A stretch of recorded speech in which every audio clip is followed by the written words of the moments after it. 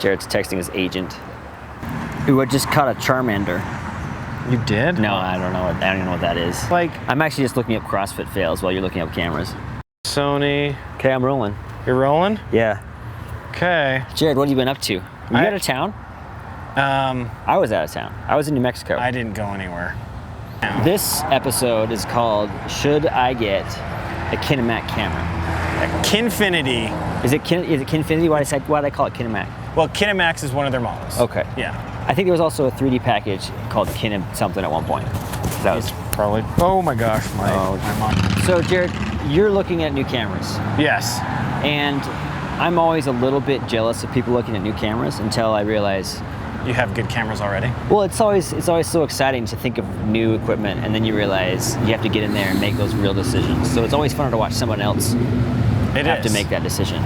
So let me tell you why, because I've been happy with my two Cammons. Okay, so you've been mostly working off of your 70D. 70D and my 7D Mark II. That's right, okay.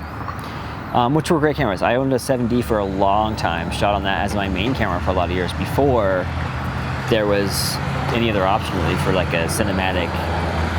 Yeah, that was the DSLR like kind of revolution. Was the 7D was like major player. Yeah, because we had a Canon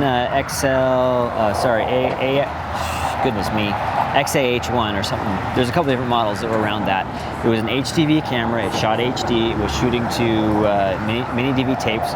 We'd go out of that into a computer and do uncompressed RAW to a component. But that's a whole nother story. Did you have to use depth of field adapters? Yeah, so oh my gosh, that's a podcast for a whole nother day. But I love, I was shooting on the DVX 100 for years. That was an amazing camera, but it was still a 1/3 chip, and everything that's crappy about video is embedded in those things. But anyway, we shot on my first 35mm adapter was the Red Rock Micro, and again, that's a whole nother discussion. There's so much we can talk about. It's so awesome. But I saw the Pro 35 once on a VariCam on a shoot, and I thought, what is this thing? Because the image looked so amazing coming out of it. Right. And the first time I ended up finally getting it all coordinated on my DVX 100, it just blew my mind. So anyway, jump forward however many years. We're shooting now HD. We're shooting through adapters, and then the 5D comes out, and I shot this thing on the 5D at the Salt Flats. Speaking of blowing your mind, but it looked weird because it was at 30 frames. 30 frames per second? Yeah, the 5D could not do 24. People were doing all kinds of weird things in post, but it never really looked right. Right. Getting from 30 to 24 is pretty much impossible. Right. So enter the 70D, 7D Mark II nowadays. Yep. But you're feeling unfulfilled, right? What's up, guys? I just like to wave at people. You're avoiding the question. Okay, the question, why? Okay, here's the thing, is, so you've let me cut a couple projects, and I had a G7. You're talking about like the 4K files? 4K files. When I would cut my own 4K files, when I owned a G7, which was shot 4K, it was whatever codec I was using, and my computers, I just hated. I just had days and days of computer crashing, and a lot of it was my own fault. It wasn't the camera's fault, it wasn't the codec's fault, but there was a day where you brought me over a drive, it had 4K, and I cut it in ProRes. I didn't downscale, I didn't do any proxies, I just cut the 4K native on Premiere, and I was like, this blows my mind. And so ever since then, I've been looking for what options, and so I went the route of Ninja 2 on my 7D, so I could shoot ProRes, which is great, but having a monitor on top and hitting record, and I did a run and gun in Burley, and it was a nightmare. So you're feeling that 4K pull though? Yes. That call, why is that? I mean, there's all kinds of people, this is kind of an old conversation, but why are you specifically looking to move from 1080p to 4K right now? Two reasons. First is the ability to fix a shot, especially with run and gun. I need that all the time. There's someone in frame, and if I could just punch in a little bit, and it's too far for a 1080, I'm all the way at 680 before. So, and then the other thing is, if I downscale it from 4K to 1080, it looks amazing. Yeah, that's true. It just looks amazing. So, these are arguments we've had in the past. Not arguments, sorry. These are things that we've said. Discussions. Well, yeah, but these are things that people have said to to 4K guys. Yeah, right. Saying that this is the reasons why, and I've talked about that. So these are great reasons. Okay, so but you've been looking around. We have so many options. So you're a Canon guy. I'm a Canon guy. So am I. Yes. But we have the C300, C500. There's some good Sony options out there. Then you're talking about Red. Red is the, what do they call it now? 4K for all? Yeah, right, guys. Come on. 4K for the privileged. The privileged. Hey, you know what? If I didn't have any kids and I was in school, I would take out a $100,000 loan like that. You don't need $100,000 to get into a Red, but coming from myself, who's been in the Red ecosystem for a lot of years now, and being a low-budget indie guy, you just can't keep up. I'm going to be honest, at least in this position I am in right now. Because, and this is a whole other topic for another day as well, buying equipment for yourself versus buying equipment to be hired or to be rentable. Right. All right. So, okay. But then there's the Kinefinity is the new player. Kinefinity They camera. came on the market in 2014. Yeah, a couple years ago, and they've been really quiet. And I think it's because they're a smaller company. They're based out of China, right? Yeah, and a lot of people. I mean, when you're talking about a Red style production camera, that's still quite a bit of money. I mean, the ones that. And they had the kind of a la carte thing where you buy it and then you have to buy the 4K RAW, and they've kind of gotten away with that, and they've kind of like, you buy a camera and it comes with everything. So, so they've kind of fixed their whole fragmented buying thing where you have to buy the high-speed option, and the SDI won't work unless you have them enable it before it gets. So they've kind of got rid of all that. Streamlined all that. So it's more of a good package thing. The other thing, I wanted to talk about this later, but I like how they've taken a lot of off-the-shelf parts, it feels like, instead of like Red, who use their proprietary batteries and proprietary, mags and stuff. These guys are basing it off of SSDs and battery. Are they Nikon batteries? Well, okay, so I think they did that, but I think China's been really good. I mean, I hate to put China as but they, like the new Terra, it is lighter than a 6K weapon. It can shoot ProRes in 5K. The weapon can't even do that. You're encoding all of that stuff later if you want to cut ProRes or proxies later. And then they came up with their own grip. They have a proprietary monitor like Red.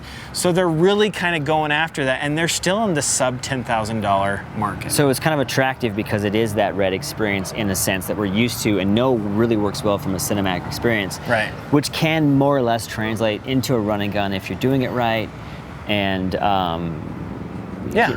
the sound is always an issue when you're working with those things. But all right, so let me put a little bug in here. I'm now kind of a Blackmagic missionary a little bit.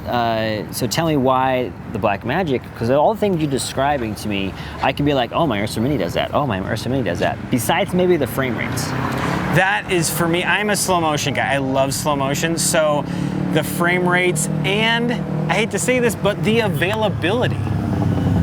As in? Shipping?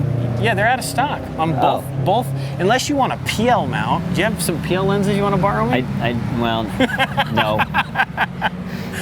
So that's the problem. Is like if I wanted to buy, and I think the price point on you get those high frame rates with Kinefinity. You can buy a $6,500 package from them. And now I'm not saying they're not going to have the same shipping problems that Blackmagic has, but although they are a few revisions out now, because the Kinefinity camera, the very first one, when it came out, I remember at NAB they were a tiny little booth. They were a little booth this year too, a little tiny booth, and they had this one camera, and you were like, does this even work?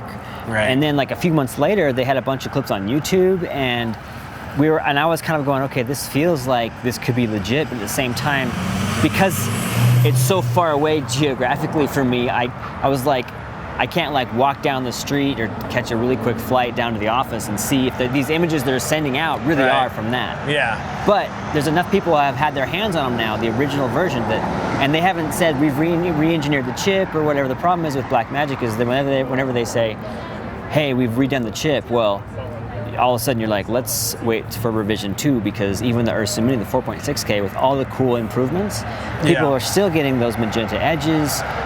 They're having dead pixels. I did notice on my camera, actually, I do have that stationary pattern noise. whatever the word is for that is. But so when you go really, really high ISO and you're pushing that footage, all of a sudden you're seeing this this noise pattern that doesn't move, so you can't filter it out. Right. But Gotcha. very rarely do I have to do that. There's a couple of, I can think on a couple of movies where on the red I really cranked it and just went, oh, how are we going to survive this? Meter maid.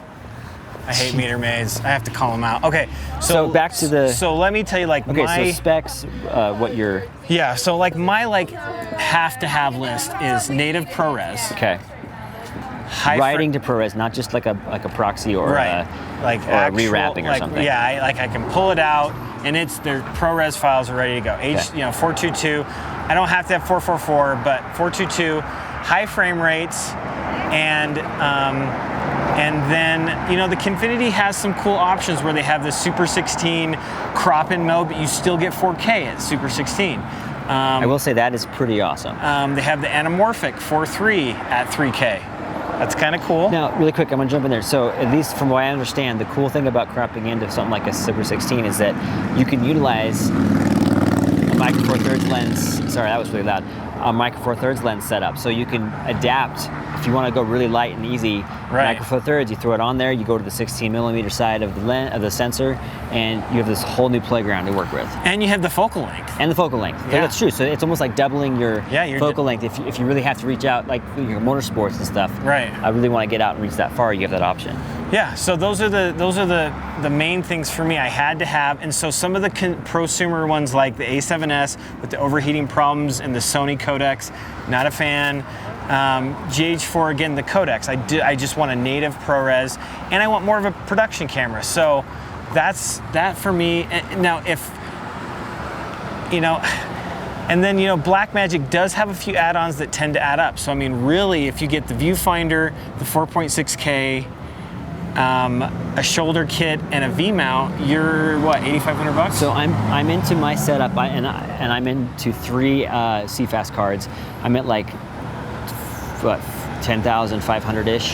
Yeah. And that can go up and down depending on what media systems you use. But yeah, to go bells and whistles, you're about 10 grand on the Ursa Minis. So I mean, the Terra, it's shipping. That's another thing. This is an exclusive. I heard from Kinefinity. I emailed them a couple things. I kind of said like, hey, I'm going to buy 3 or 4. So they emailed me right away back. But the 5K Terra is premiering at BIR TV, shipping to Chinese customers in end of August. And so end of September, international pre-orders should be going out.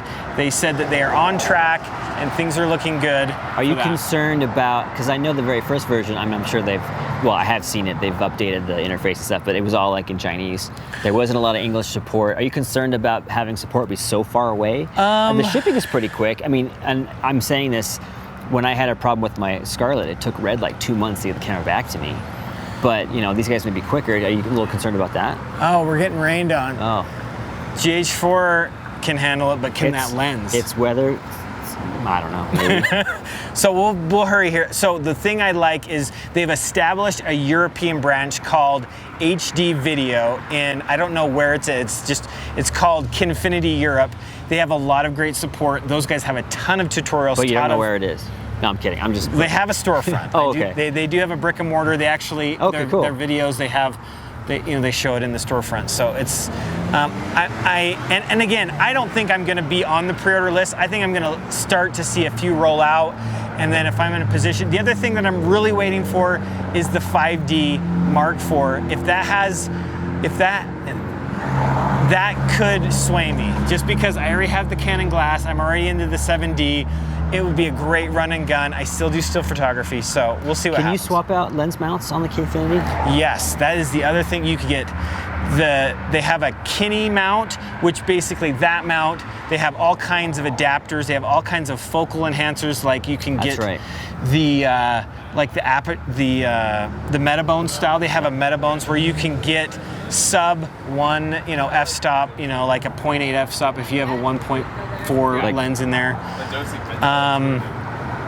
So they have a Kine mount so they can adapt to their glass adapters. Then they have a PL mount, and then they have the EF mount. So and it's active. It's an active EF. When you've looked at the footage, then you have no concern about what you've been seeing. I mean, obviously this stuff's been graded, like professionally. But it looks amazing. I mean, they claim 16 stops of dynamic range. That was one of the other things. You know, all the consumer stuff, you're not getting more than 12 stops. I don't care what they say. I don't think you're getting the 5K Terra. The 5K only has a dual shutter mode, so you get global and rolling. So if I'm doing a lot of sports and I'm panning fast, I'm not gonna get the jello. It's for me, I'm like sold, other than the fact that it's coming from China. And I love you, China. I love you. So, okay, because all these things you're saying, I'm pretty much on the same page. Because all the specs I'm looking at, for me personally, I probably would have made it a potential option, except for I needed a camera. Yes. Now, and the stuff from Blackmagic was looking amazing, and I've had good experiences with them. Yeah, the Blackmagic is amazing. It's just, I mean, I went on 3 websites and they're all back ordered and they have no one can tell you anything. Well, I had 2 at one point. You should have told me. I just hang on to it.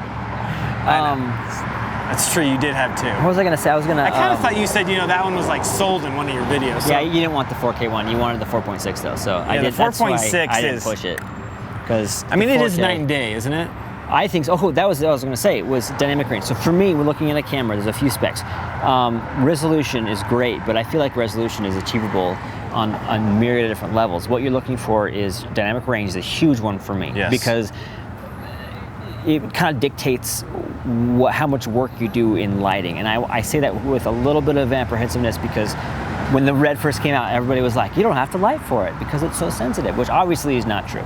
If you're a hardcore natural light guy, then there's a lot less things you have to do when you have that many options with fast lenses and really nice sensors and high ISOs. You know, the Sony guys, they go crazy with that. These chicks are taking selfies over here. They're looking for Pokemon. Oh, Pokemon. Oh, I was way off. But otherwise, what you're looking for is like the color science. So either a RAW or some kind of like really, capable log, clean log, or a really beautiful color profile like Canon will do. And then lastly is that noise to signal to noise ratio. So when looking at the Kinefinity stuff, I apologize. I felt like it hit all those marks. I was just so. It was so new. Some BTS from the front. That's right. It's behind in front of the camera.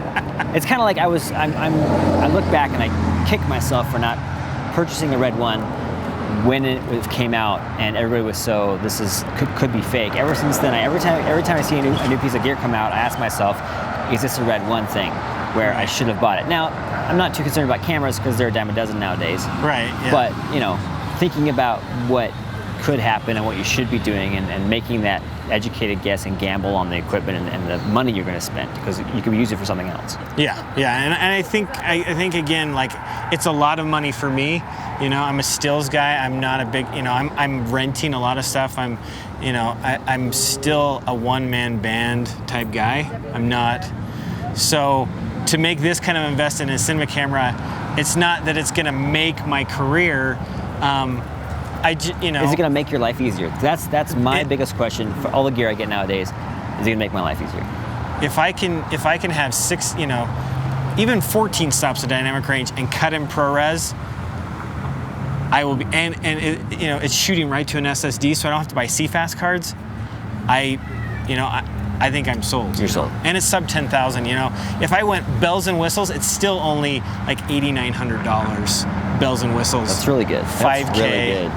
200 frames per second in 2K, 100 frames per second in 4K.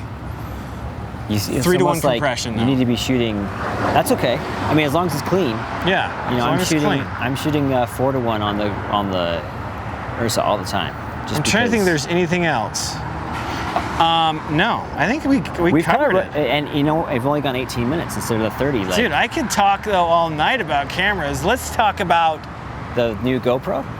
No, that's another discussion. That's a stinger. Just if you guys love Canon, take a look at the C500. That shoots 4K, right? I believe so. Yeah. The used ones are going for like $6,500. But I mean, I'm just saying, if you love Canon, Because a C300 right now, Mark II, even with the price drop, you're still looking at 13,000. So my rule of thumb, and you're shooting a C-Fast cars, is if you're a documentarian, reality TV, or broadcast guy, you want to go with Sony, Canon stuff. If you're more like commercial, cinematic, you're working with Red, Blackmagic, Kinefinity now. ENG. And if you're strictly documentarian, you can do anything you want. You can go GH4, which is great because the batteries last forever and the image looks great, and even the GH5 What's up, guys? New now. Hey, GoPro, you know, when I do that. all kinds of stuff. The funny thing is I am like normally a super shy person, and this would totally throw me off. But because we're talking about cameras, I'm just like, I don't care. I know. If I was talking about like whatever political topic of the day, I would be like, I am too nervous. I can get political. Okay. So I've been trying to be better with Instagram. Yes. So if you want to follow me on Instagram, hopefully I'm giving a little more slice of life than what I'm doing. Slice of life. Because it takes a lot more effort to do a full YouTube video. I'm trying to video blog sometimes. But, so, Cammon Randall on the Instagrams. What's yours? Mine's just Jared Janes. Jared with an A. Okay. Jaynes. I'll put graphics in for those. Oh, graphics. We can do that. Right here. Sure. Right there. Yeah, it's getting late. Like one day you just be like, ding. Jared, here's your project, and it'll be this, and I'll be editing it someday. That's right. I should just be like, here you go. And then they'll be like, I'll put in. Although you might get it done on time versus me like a week later. No. I like your editing style. It's just like super smooth. All okay, right, I think we're done. We've exhausted it as far as what useful information we've communicated. Yeah. September, Kinefinity, or pre-order. And I'm not sponsored by it. I just told them, like, listen, I'm going to buy 5, so if I can get, like, people excited, then maybe I wasn't being dishonest.